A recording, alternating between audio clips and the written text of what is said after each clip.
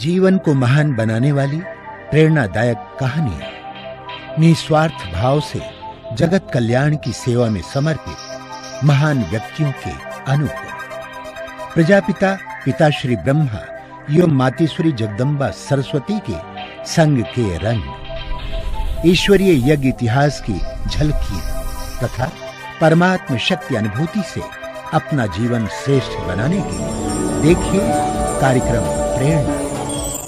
दीपक देता है रोशनी फैलाने की प्रेरणा, फलदायी वृक्ष देता है देने की प्रेरणा, मधुबन देता है महकते रहने की प्रेरणा, महान व्यक्ति देते हैं जीवन जीने की प्रेरणा। आओ प्रेरणा से दें हम सभी को प्रेरणा।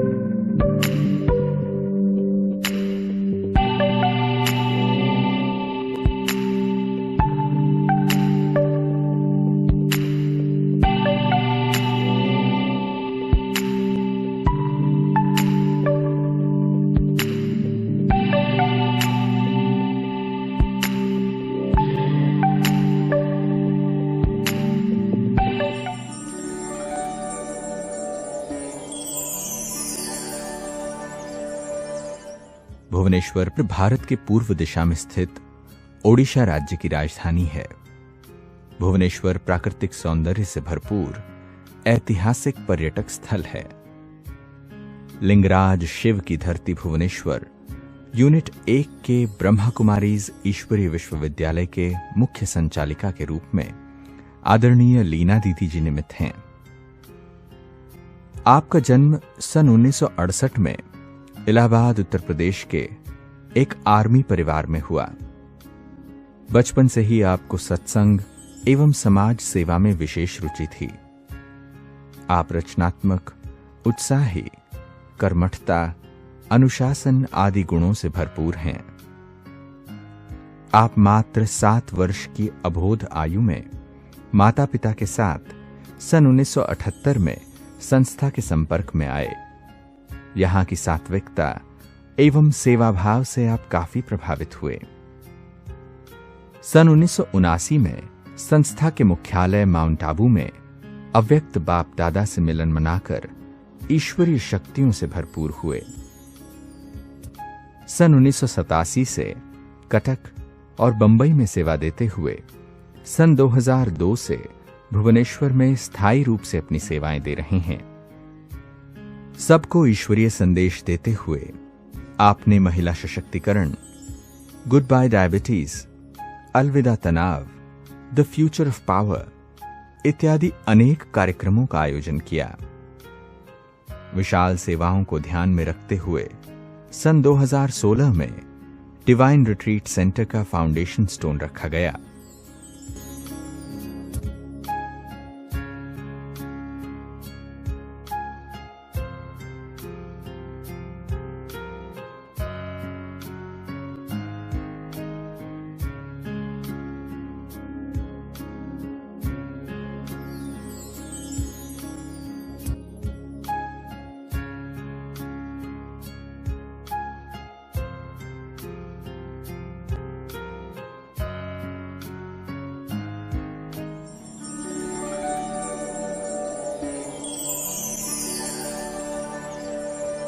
एक्चुअली मेरे पिताजी आर्मी में थे। बेसिकली हम लोग उड़ीसा के हैं, पर पिताजी का ट्रांसफ़र उस समय इलाहाबाद में था और मेरा जन्म वहाँ हुआ। फिर हमने अपनी पढ़ाई शुरू की झांसी में और उसके बाद फिर पिताजी का ट्रांसफ़र अम्बाला हुआ। तो अम्बाला में पिताजी उस समय अकेले थे और उन्हें रक्षाबंधन के दिन अपनी लौकिक बहन की बहुत याद आई, तो इसलिए वो राखी बंधवाना चाहते थे। और जब उन्हें पता चला कि ब्रह्मा कुमारी बहनें हैं और वो राखी बांधती हैं, तो राखी बंधाने के लिए वो अम्बाला सेंटर पे गए, जहाँ ध्यानी दादी जी और कृष्णा दीदी थी। तो ध्यानी दादी जी ने आपको राखी बांधी और फिर उनसे कहा कि जब वो खर्ची देने लगे तो कहा कि हम ये खर्ची तो नहीं लेते हैं, लेकिन क्योंकि हम बहनें हैं, क्या जो हम मांगेंगे वो आप दे सकते हो? तो पिताजी ने बड़ी खुशी से हाँ कहा कहा कि हम अवश्य ही वो देंगे जो आप हमसे मांगेंगे। तो दादी ने कहा ऐसा करिए, 7 दिन तक बाबा के सभी नियमों को, धारणाओं को धारण करते हुए आप कोर्स करने के लिए आए। पिताजी वैसे खाने पीने के बहुत प्रिय थे और बहुत क्या कहें, दुनियावी भोजन बहुत ज़्यादा करते थे। और लेकिन जैसे ही उन्होंने, दादी ने ये मांगा रक्षाबंधन की खर्ची के रूप में, तो पिताजी ने तुरंत वो हाँ कह दिया। और उसके बाद 7 दिन तक बहुत परीक्षा आई, लेकिन बिल्कुल सभी धारणाओं के साथ उन्होंने भोजन वगैरह सब शुद्धता से लिया और कोर्स किया। और वो 7 दिन जो परिवर्तन के रहे, आज लगभग 43 साल हो रहे हैं। तो वो साधना और वो शिव शक्ति स्वरूप जो उनका था, जो बाबा को ज्ञान को जिस प्रकार से उन्हें लेना था, बहुत अच्छी तरह से लेके ज्ञान में चल पड़े। तो ध्यानी दादी उन दिनों ध्यान में जाती थी, बाबा को भोग लगाया गया, तो बाबा ने पिताजी का, लौकिक पिताजी का दिव्य अलौकिक नाम जो ऊपर से भेजा, वो योधा सिंह नाम रखा। और यज्ञ में आज उन्हें सभी ब्रह्मा कुमार योधा सिंह भाई के नाम से जानते हैं। और फिर जैसे पिताजी को ज्ञान मिला तो वो हमारे पास आए, और जब आए तो उन्होंने कहा, वैसे तो जब लौकिक पिताजी गांव में आते थे तो गांव में जितनी भी बकरी या मुर्गी जो भी हो आप समझ सकते हैं, वो सबका सफाया हो जाता था। और किसी के लिए गिफ्ट लाए नहीं लाए, लेकिन 3x रम जरूर लेकर के आते थे पूरे अपने जो भी उनके फ्रेंड्स के लिए। लेकिन वो वाला दिन था जब वो आए घर में और कहा कि मैं तुम्हारे घर का पानी नहीं पीऊंगा क्योंकि तुम्हारे यहाँ शुद्धि नहीं है, सब अशुद्धि है। तो लोगों को बड़ा आश्चर्य लगा कि इनको ये क्या हो गया है। लेकिन एक बहुत बड़ा परिवर्तन था उनके जीवन में। और मैं लौकिक में मेरे 2 भाई हैं और मैं एक बहन हूँ, तो एक बेटी होने के कारण पिताजी को बहुत ज़्यादा हमसे स्नेह और हमें भी उनके साथ बहुत अटैचमेंट था। तो जो वो ज्ञान लेकर के आए, मुझे याद है एक शाम की बात है, उन दिनों गांव में इलेक्ट्रिसिटी भी नहीं थी और लैंटर्न था और हम लोग वहाँ बैठे हुए थे। और जो सिचुएशन मुझे याद है, वहाँ बैठ कर के मैंने पिताजी को कहा कि पिताजी अब आप हमको छोड़ के नहीं जाना, हम एक साथ रहेंगे अभी। तो उन्होंने कहा क्या तुम अपने पिताजी से इतना प्यार करती हो? तो हमने कहा ऑफ कोर्स बहुत ज़्यादा प्यार करते हैं, क्योंकि हमारे पिताजी दुनिया में सबसे अच्छे पिताजी हैं। हमने कहा नहीं, इस पिताजी से भी अच्छे एक और पिताजी हैं। और बात यह है कि ये वाले पिताजी तुम्हारे हमेशा साथ नहीं रह सकते हैं। सोचो, स्कूल में, क्लासरूम में क्या ये पिताजी साथ में जा सकते हैं? नहीं जा सकते हैं। लेकिन एक पिताजी हैं जो हमेशा आपके साथ रह सकते हैं, क्लासरूम में भी जा सकते हैं और जहाँ पे भी, जब भी आपको ज़रूरत पड़ेगी तो बिना देरी किए वो पहुँच जाएंगे। मतलब बात ये थी कि क्या बोला वो महत्वपूर्ण नहीं था, लेकिन वो स्थिति कुछ उनकी इतनी पावरफुल थी और शायद आत्मा का कनेक्शन इस प्रकार से था कि वो शब्द सुनते सुनते 1 मिनट में ही जीवन में परिवर्तन आ गया। और लौकिक माता जी ने जब ऐसा सुना कि पिताजी अब शुद्ध आहार खाने लगे हैं, तो उन्होंने सारे बर्तन बदल डाला। उस समय तो सील सिलवटा जो भी होता होगा वो तक भी चेंज कर दिया कि अब हम पूरे घर को शुद्ध बनाएंगे और शुद्ध भोजन हमारे घर में खाया जाएगा। तो जैसे झाटकू पिताजी को भी एक झटके में ज्ञान मिला और हम लोगों को भी निश्चय हो गया, जबकि आश्रम नहीं देखा, पता नहीं शिव बाबा कौन है। उन दिनों तो फोटो भी इतना मैं नहीं समझती हूँ, कुछ दिखाया होगा पिताजी ने, लेकिन जिस रुहाब से उन्होंने कहा वो बात एकदम अंदर चली गई, जैसे आत्मा को स्मृति आ गई कि हमारा जन्म किसी दिव्य अलौकिक कार्य के लिए हुआ है। शिव बाबा हमारे पिता हैं और वो सबसे लविंग फादर हैं और हम उनसे बिलोंग करते हैं। तो ये था जैसे हम ज्ञान में आए, और मैं समझती हूँ बस वो दिन निश्चय का, और आज इतने साल हो गए हैं, 43 इयर्स हो गए हैं इस ईश्वरीय ज्ञान में, कभी कोई बात में संशय नहीं आई। –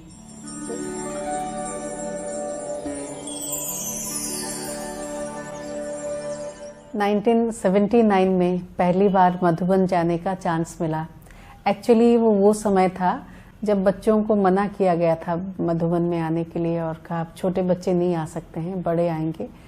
तो हम बच्चों ने मिलके चिट्ठी लिखी थी बाबा को कि दादी को कि दादी, बाबा तो कहता है देही अभिमानी बनना चाहिए, और आपने हमारे शरीर को देखा कि शरीर छोटे हैं तो बाबा से नहीं मिल सकते हैं, लेकिन हम कल्प कल्प की पुरानी आत्माएं हैं और हमें बाबा से मिलना चाहिए। तो दादी जी ने छुट्टी दी 1979 में बच्चों को आने की, और उस साल हम मधुबन गए बाबा से मिलने के लिए। बाबा उस समय मेडिटेशन हॉल में आते थे, और हमारा बड़ा भाग्य रहा कि बहुत भाई बहनों की संख्या बढ़ गई थी और हॉल बहुत छोटा था, इसलिए बहुत क्लोज होके बैठना पड़ता था।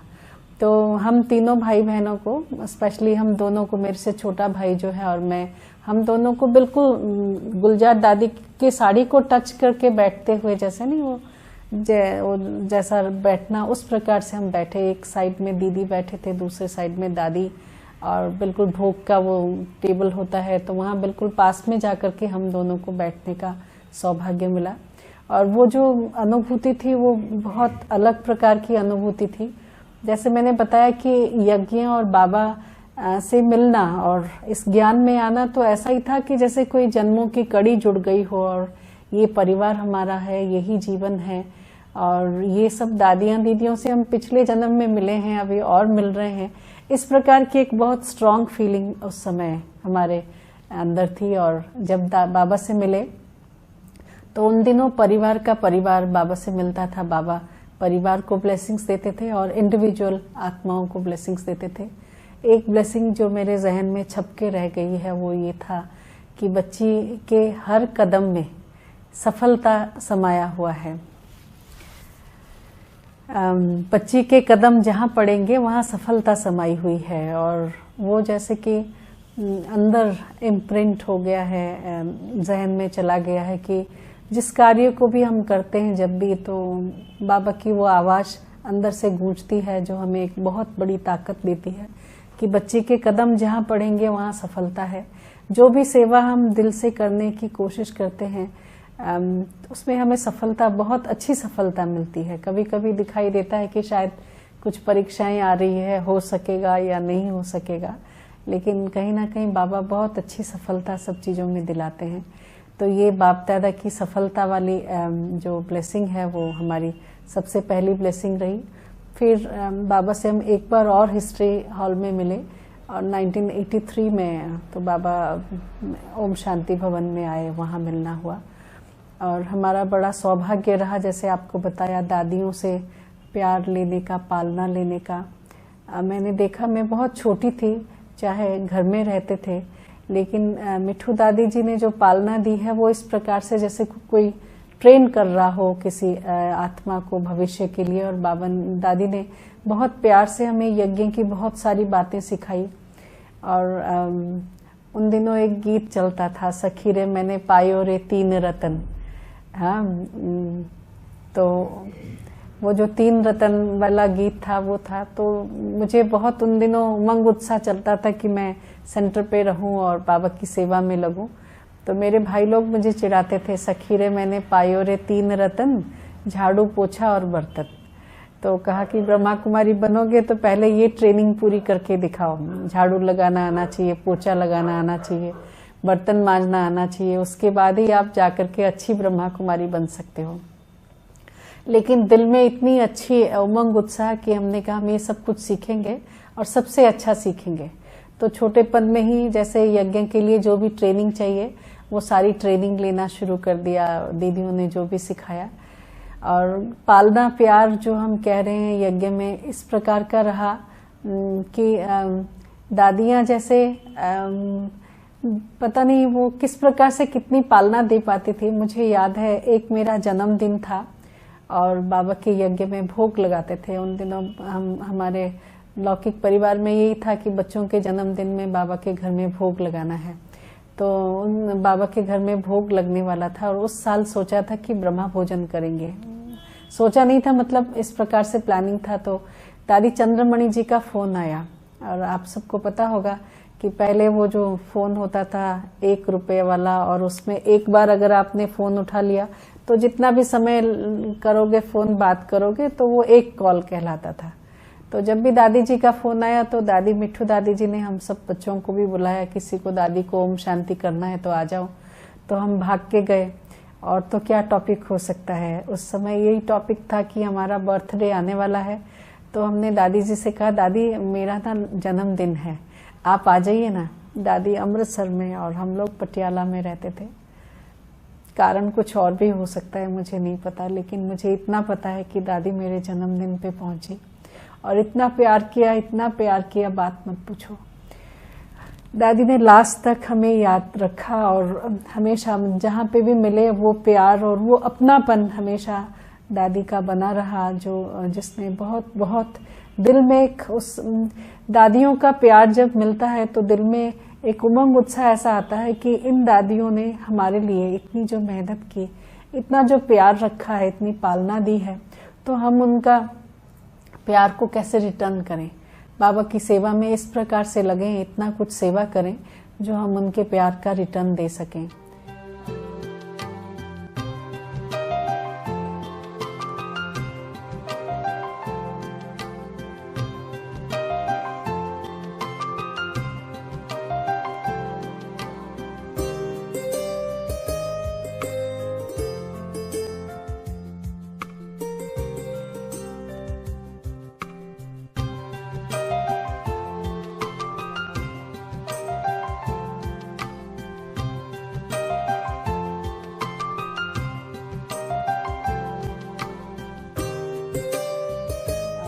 बाकी और कहाँ का अनुभव सुनाएं।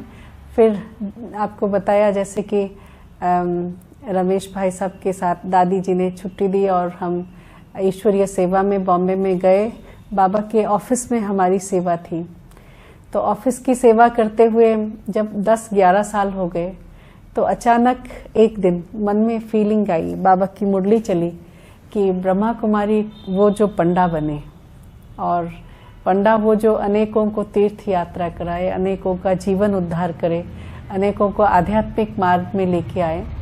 तो हमने देखा कि जब हम सेवा में हैं, ईश्वर ऑफिस की सेवा में हैं, सेवा तो उस समय भी करते रहे, कभी कहीं पीछे नहीं हटे। सुबह शाम ऑफिस के टाइम के अलावा जितना भी समय मिलता था हमको, हम जरूर ईश्वरीय सेवा में ही लगे रहे।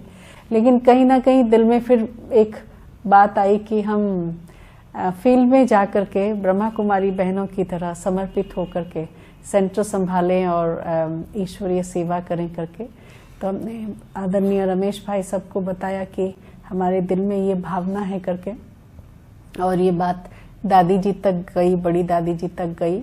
और फिर बड़ी दादी ने कहा, अच्छा अगर ऐसा है, जैसे ही मेरे ख्याल का सबको पता चला तो भुवनेश्वर से भी दादी संदेशी जी ने निमंत्रण दिया कि हमें भी एक बहन की ज़रूरत है, यहाँ पे एक अच्छे हैंड की ज़रूरत है। तो दादी जी ने हमें बुलाया और कहा कि संदेशी हमारी सखी है, दादी संदेशी हमारी सखी हैं और उन्हें ईश्वरीय सेवा में एक सहयोगी आत्मा की ज़रूरत है, एक अच्छी बहन की ज़रूरत है। और आप अगर दादी जी को मदद करने जा रही हो तो मेरी सारी शुभ भावनाएं आपके साथ हैं। दादी ने बहुत प्यार से और आदरणीय भाई साहब ने भी बहुत प्यार से छुट्टी दी।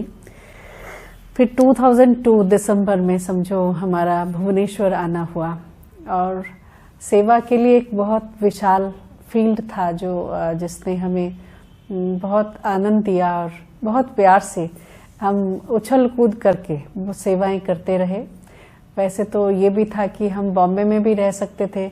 हमारी श्रद्धेया उषा बहन जी ने बहुत बार कहा कि लीना आप बॉम्बे में कहीं किसी सेवा में रहो, लेकिन पता नहीं क्यों उड़ीसा का नाम सुनने के बाद मन में आया कि बहुत दूर दूर गांव में जाएंगे और गांव के सिंपल लोगों की सेवा करेंगे और बहुत बहुत बाबा की सेवा बढ़ाएंगे, खूब अच्छा लगेगा।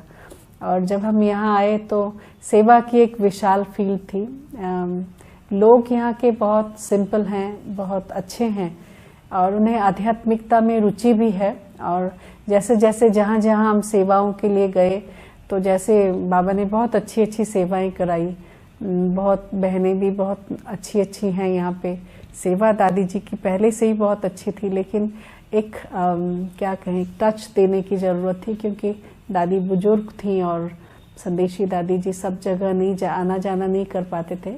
लेकिन जैसे ही हम आए, दादी ने हमें सेवा की पूरी छुट्टी दे दी। और मुझे याद है कि सेवा करके जब हम रात को वापस आते थे, समझो कभी कभी आ रहे हैं तो रात को 9 बज गया है, 10 बज गए, 11 भी बज गया, तो दादी जी बालकनी में बैठी होंगी और ऐसे ही बीच बीच में आके देख रही होंगी आए कि नहीं आए। और गाड़ी की आवाज़ खटखट होती तो दादी ज़रूर बालकनी में आती और देखती। तो दादी जी का वो जो प्यार और दादी जी का, संदेशी दादी जी का वो जो उमंग उत्साह, वो जो खुशी उनके चेहरे पे हमने देखा सेवा की, उसने हमें बहुत ताकत दी और सेवा में हम जैसे जुट गए, लग गए।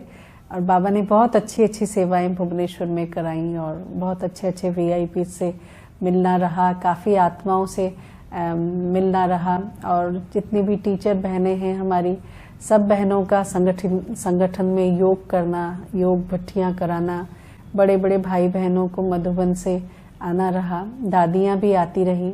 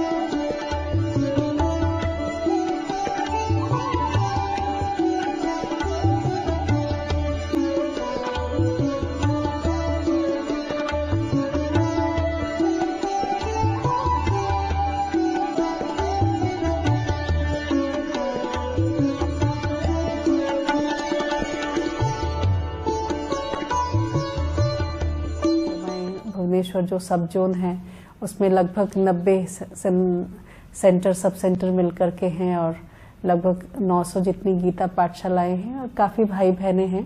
तो उन सबको एक जगह पे कहाँ इकट्ठा करें, इतना बड़ा तो कोई हमारे पास हॉल वगैरह नहीं है।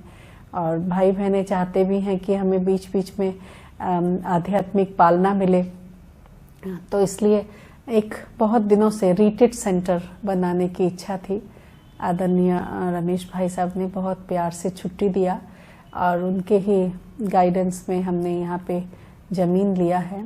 और आसपास में बाबा के बीके भाई बहनों ने भी अपनी ज़मीनें ले ली हैं। तो जैसे कि रिट्रीट सेंटर और साथ में बीके कॉलोनी भी हो, इस प्रकार का एक सुंदर फॉरेस्ट के बीच में है, क्योंकि उसको लग के रिजर्व फॉरेस्ट है और शांत अच्छे सुंदर से वातावरण में एक रिट्रीट सेंटर बन रहा है, जहाँ पे इच्छा है कि हम लोगों को शहरी जीवन से थोड़ा अलग कहीं एकांत में लेकर के आध्यात्मिकता की अनुभव कराएं। तो बहुत खुश हैं हम बाबा के दिए हुए सेवाओं से और बहुत दिल से भगवान का शुक्र अदा करते हैं कि उन्होंने हमें अपनी सेवा के योग्य समझा और इस ईश्वरीय कार्य में हमें लगाया।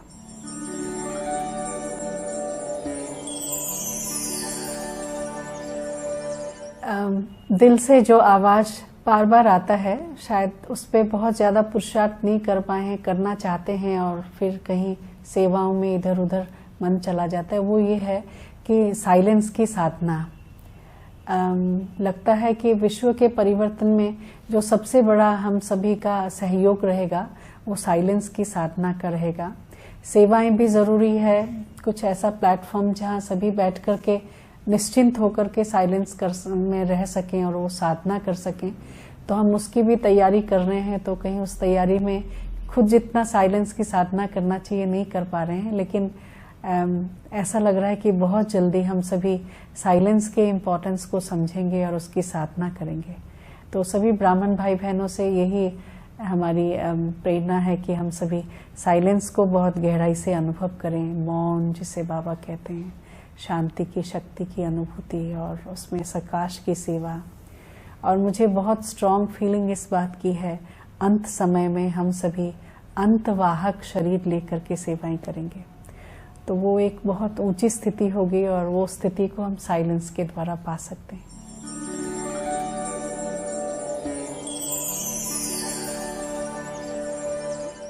और दीदी धारणा मर्यादा में बहुत पक्के हैं और बताते हैं कि कैसे मर्यादा पे चलना है। जो भी बाबा की जो नियम मर्यादा हैं, जो ब्रह्मा कुमारी को बनना चाहिए वो बनाते हैं। और ऑलराउंडर सेवाधारी दीदी हैं। सभी बातें दीदी हमको सिखाते हैं कि कैसे ऑलराउंडर बनना है, कैसे खाना बनाना है, कैसे सारी बातें दीदी सिखाते हैं। कैसे माही ऐसी महिला है, मैं अपने सर्विस करियर 37 सर्विस करियर में ऐसा कोई महिला नहीं देखा जो इतना मोटिवेटर है। और उन्होंने जीत छाना मीन्स छाना, आपको डेफिनेटली वो परिवर्तन कर सकते हैं। मैं ऐसा एक आदमी था कि हमेशा I was leading a flamboyant life because of frustration, but when I came in contact with her I have become a changed man. जब से दीदी को देखा, मन में जो कुछ दुख दर्द है हम सब भूल गए। और दीदी हर पल कहते थे भगवान ने हमको चुना है, हम कितने भगवान के काम में आएंगे। वही लाइन मुझे हर पल अच्छा लगता था। मैं वो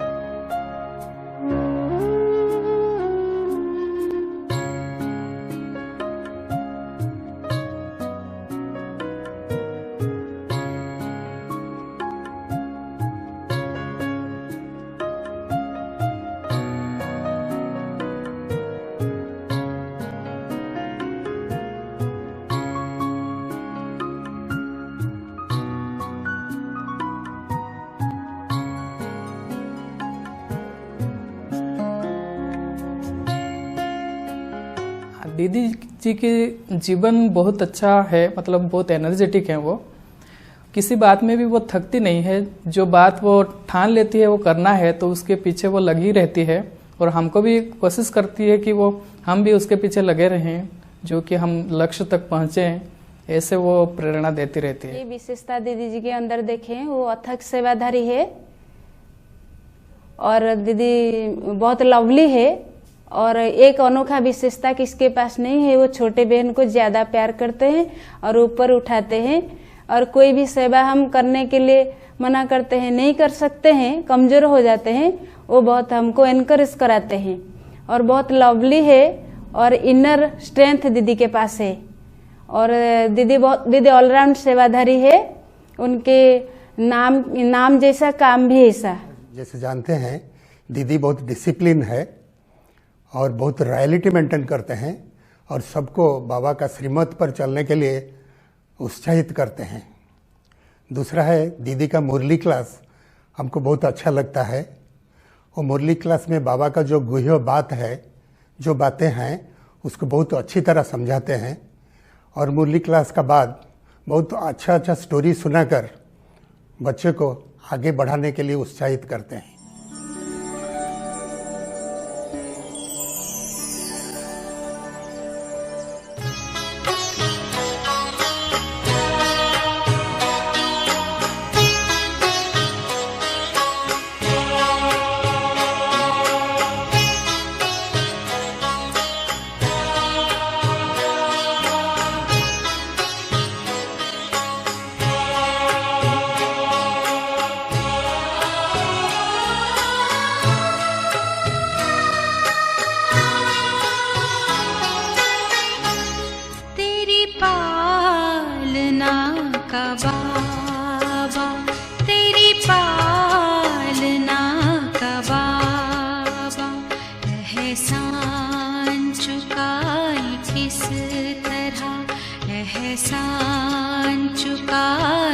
किस तरह तूने प्यार से जो पाला, तूने प्यार से जो पाला, शब्दों में गाए किस तरह तेरी पालना का बाबा। वरदानी हाथ तेरा सदा सर पे अपने पाया, ममता भरी नजर से निर्मल हमें बनाया। गुणों से तूने सजाया, गुणों से तूने सजाया, उसको बताए किस तरह तेरी पालना का बाबा, तेरी पालना